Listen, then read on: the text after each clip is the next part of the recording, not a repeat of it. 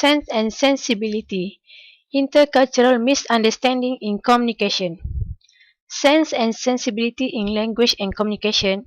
We will look further on sense and sensibility of intercultural misunderstanding in communication. First of all, let we study the literal meaning of sense and sensibility and the intercultural communication.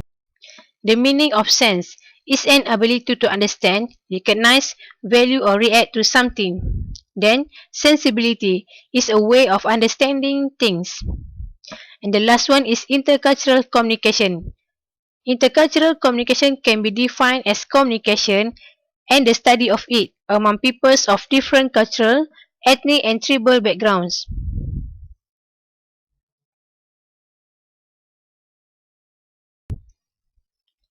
Here we can look deeply what is the intercultural communication really mean.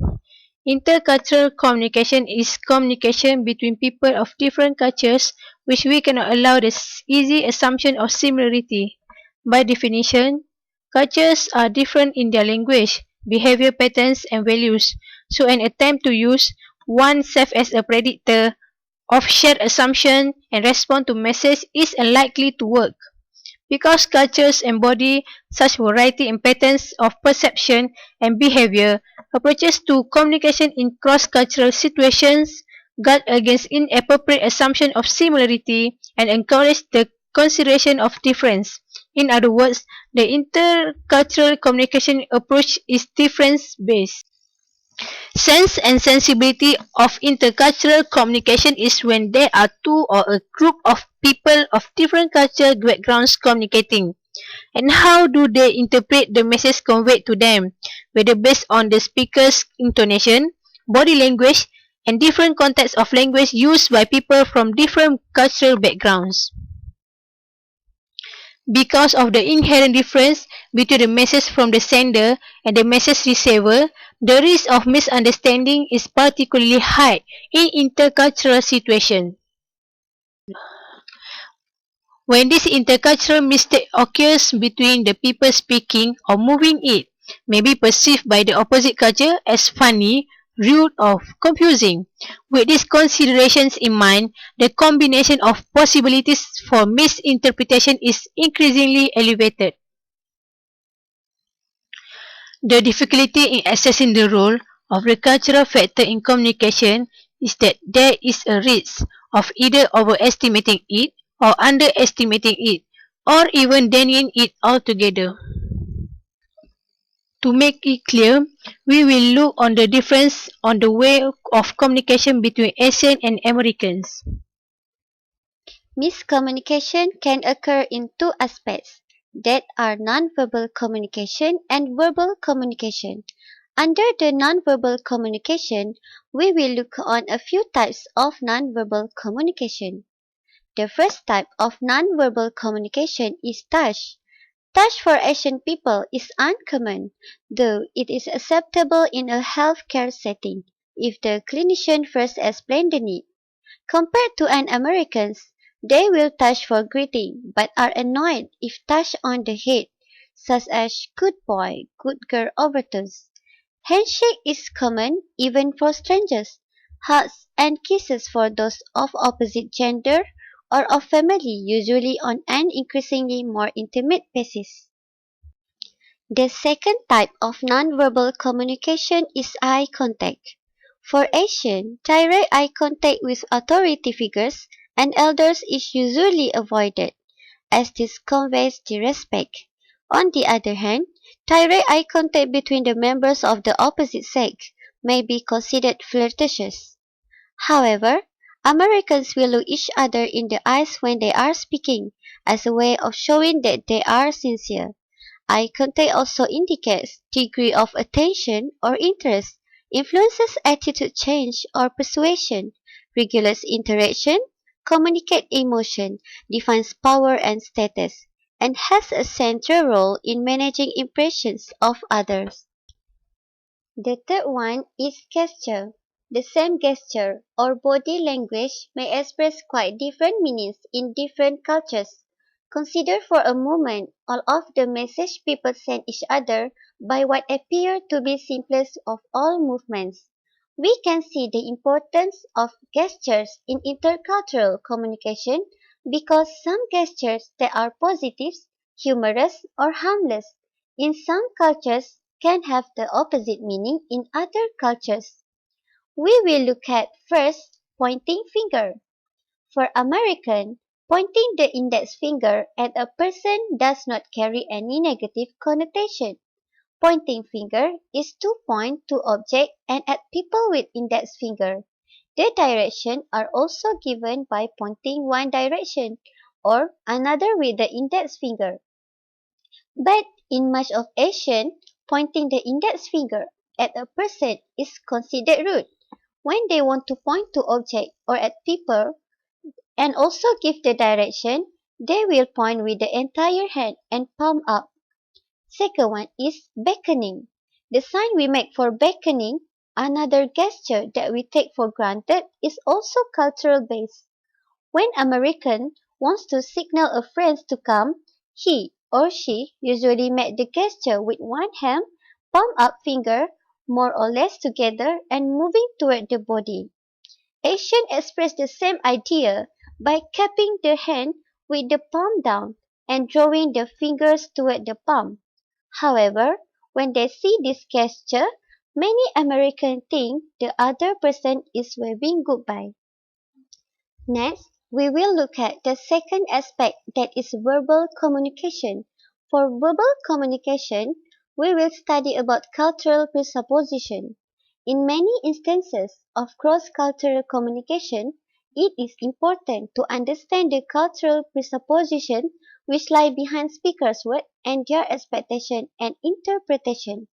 For instances, a Chinese student asks an American person for help. Chinese student: can you help me? American person: I would like to help you, but I'm afraid I can't because. When Chinese student heard the first words, she was very happy, believing she would get help. When she heard the second phrase, she was very disappointed. She thought, why did you raise my hopes and then let me down? She concluded that American person hypocritical. It would help if she understood the cultural presupposition that American person using.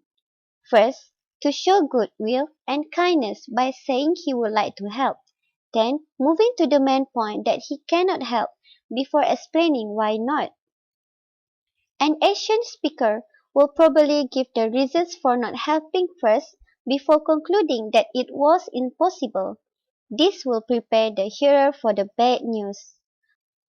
Many Asians respond to personal invitations by accepting to come, but when the day arrives, they may not turn up. American host puzzled, thinking, why did they promise to come, then break their promises? Can they be trusted?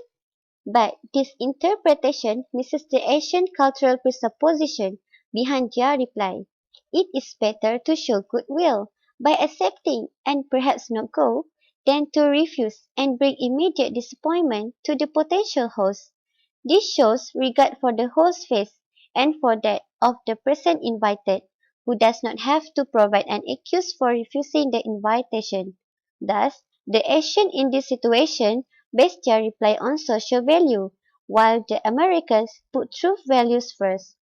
If this is understood, the situation becomes easier on both sides, although there will still be further variation depending on whether the invitation is by telephone, letter, or face-to-face, on whether it is a group invitation, and how well the people know each other. Now, let's have a look about the factor affecting language use in communication. I will give you 2 points. The first point is about the error in coding and decoding, and the second one is prejudice, stereotyping, and categorization. Now, I will elaborate about the point of errors in coding and decoding. Just as the knowledge of words and language structures is not enough to ensure communication, the knowledge of cultural characteristics and codes cannot guarantee the efficient communication. This point is proved by many examples, such as pronunciation. Clearly, when words are mispronounced, this can cause problems in cross-cultural communication. This usually happens when speakers have poor pronunciation or confuse words. Less obvious problems can crop up the fluent speakers of English, for instance, are influenced by local varieties of the language. This would be perfectly acceptable in local situations, but can cause difficulties when English is used in international contexts. As for example, Malaysian speakers of English may stress the second syllables of words like college or management, where speakers of other varieties of English expect to hear the stress on the first syllable. Since the difference in stress is also accompanied by changes in the pronunciation of stressed or unstressed vowels, this can cause momentary confusion. More seriously, hearers' perception of speakers of a language like English are influenced by the fact that stress and intonation commonly convey attitudes. Thus, in English, a heavy falling intonation can mean definiteness, abruptness, or rudeness. Unfortunately, Arabic speakers who learn English have often not been taught this, and they transfer Arabic falling intonation patterns to English.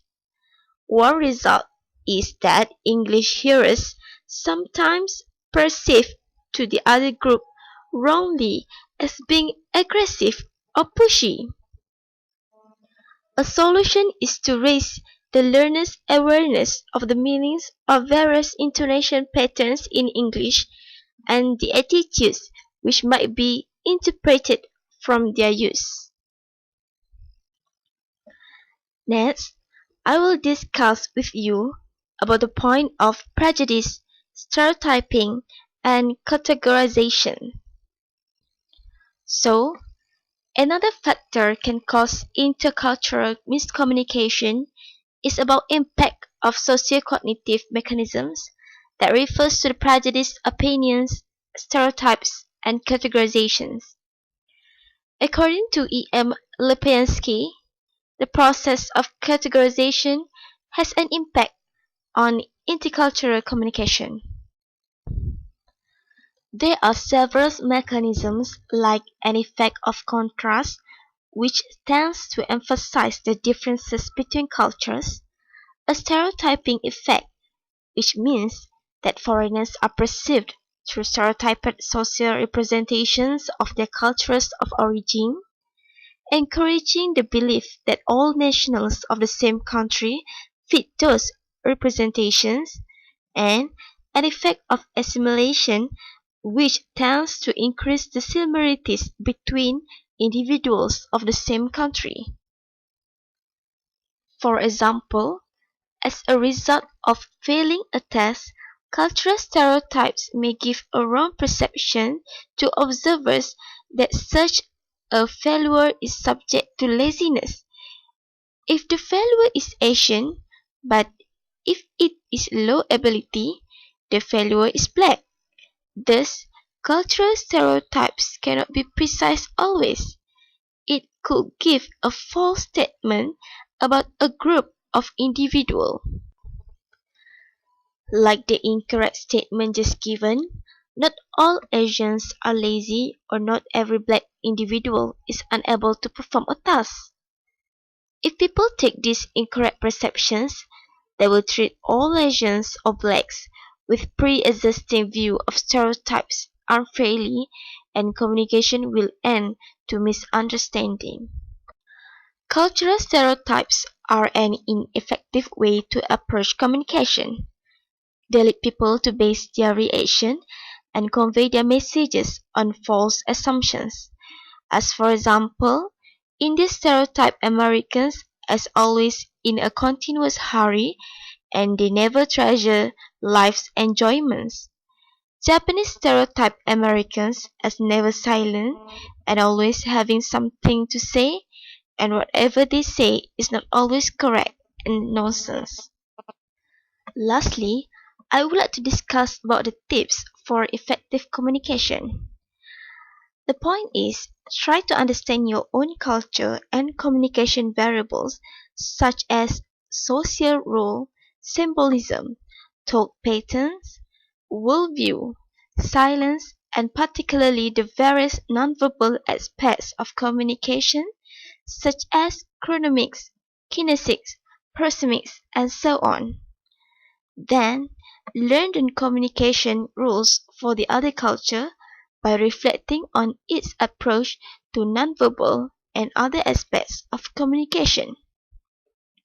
Be sensitive to verbal and nonverbal language codes and use language appropriate for the culture or co-culture with which you are trying to communicate. Besides that, approach intercultural communication with a positive attitude and with the goal of understanding the other side rather than preaching about or defending your own. Next, avoid ethnocentrism that interprets everything on the basis of your own social and cultural values. Not only that, try to understand how a concept, product, or practice fits into the other culture.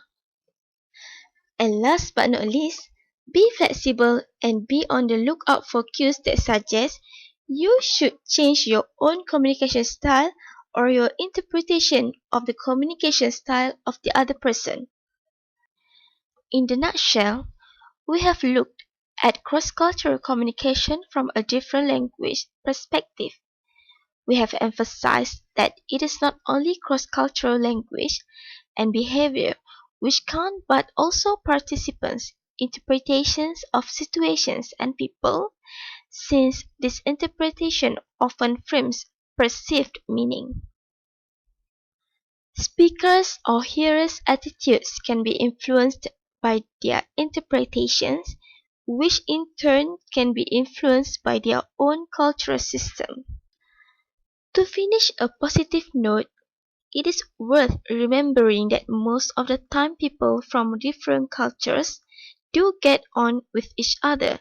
As members of different cultures, we share a common humanity. We also need to have some knowledge of other cultures and try to develop intercultural skills. Goodwill and a friendly smile can overcome many barriers. Passion, trust, and sensitivity are part of an international language of humanity which goes beyond words.